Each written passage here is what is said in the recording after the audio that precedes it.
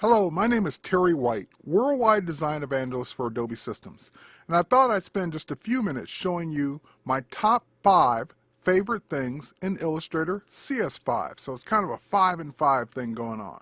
So I'm in Illustrator, I've only got a few minutes, so let me show you my 5 favorite new things. By no means is this all that's new in Illustrator, these are just my 5 top picks. So you notice that we have this building here and it looks like it's drawn in 3D, or actually it's drawn in the new perspective drawing feature inside of Illustrator.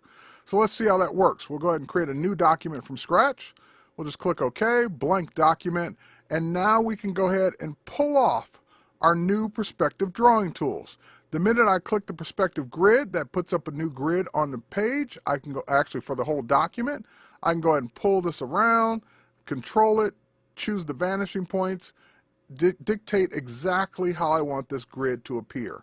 Once I get it in place, I can move it around on the page, and then I can actually start applying artwork against it using any of my drawing tools for the most part. So let's go ahead and select our star tool. We'll give it a new fill color, and we'll say that the stroke itself has no stroke. All right, so now that we got that star in place, we'll just select the pane we want to be on, or the plane we want to be on, and we can just go ahead and start dragging out our star. Now, we can go ahead and move that star in perspective, so it's just distorting it as if I had drawn it that way to begin with, and that's the beauty of the perspective drawing tools. Now, I know what you're saying, well, I drew it on the wrong side, can I flip it over? And yes, you can. If you hit the keyboard shortcuts as you're moving it, you can actually move it from side to side.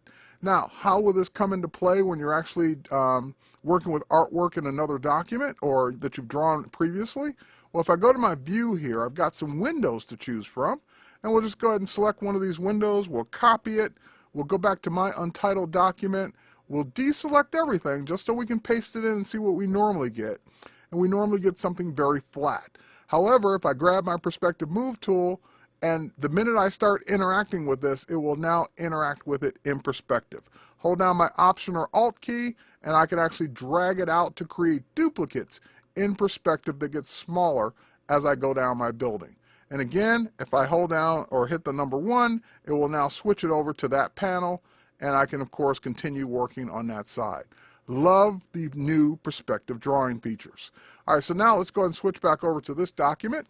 We'll go ahead and do a view. We'll switch over to some other elements here. And probably another one of my favorite things is the new variable stroke width tool.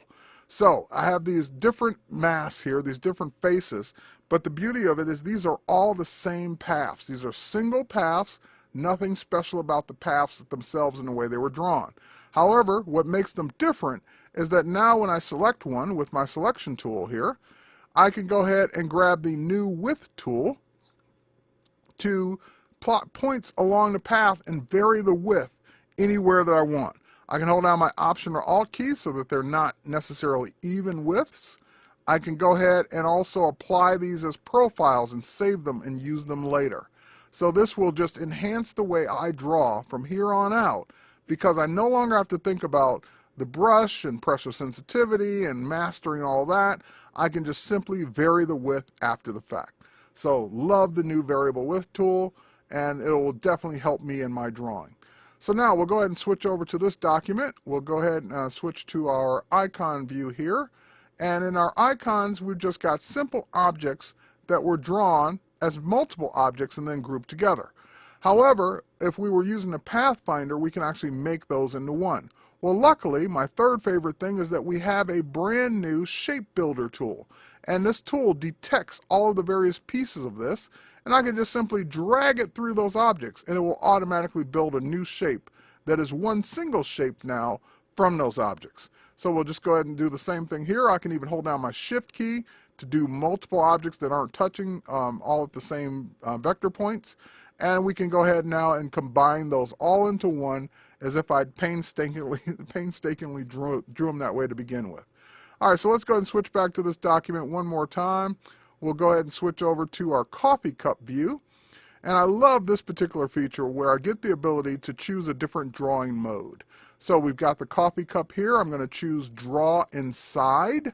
And what that means is that now it's constraining my drawing to inside the object. So if I go ahead and grab something like my blob brush, well, of course, if I draw inside, you'll be inside, but what if I go crazy and draw outside the lines here? Well, the beauty of it is now it's constraining that drawing to just being inside the coffee cup. So it's doing all of the masking for me, everything I would need to do to keep that within inside the object or area that I draw it in. So this will help me tremendously in my artwork from here on out. All right, now to take that up a notch, let's go ahead and view one more area talking about drawing inside. We'll go to our taco truck view here. And in this case, we've got actual live text. So this text is text. We can go ahead and change it to a letter D, for example. And obviously we don't want to do that, but let's go ahead and select it now. And with that text selected, we can do the same drawing mode. We can say draw inside. So now I'll select these tacos. We'll just copy them.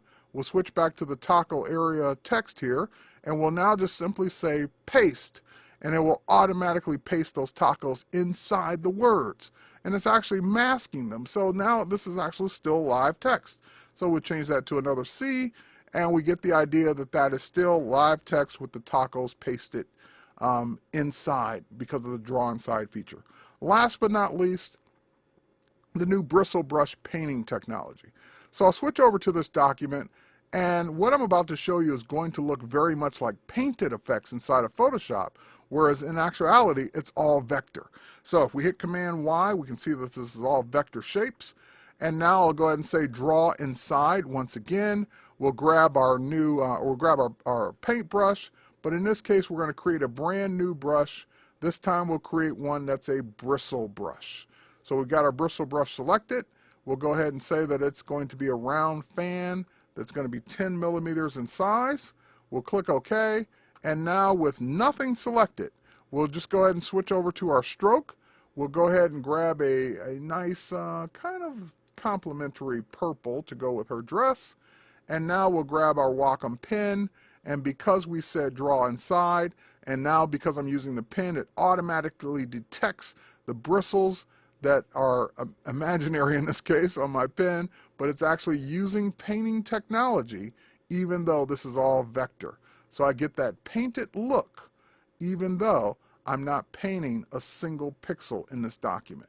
I can pick different colors and get these cool effects, these cool painted strokes, these bristles, as if I had done this by hand with a real wet brush. And again, at the end of the day, this is all still vector art.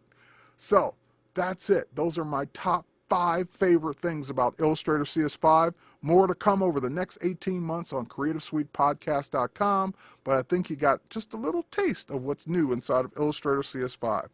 Thanks again. My name's Terry White.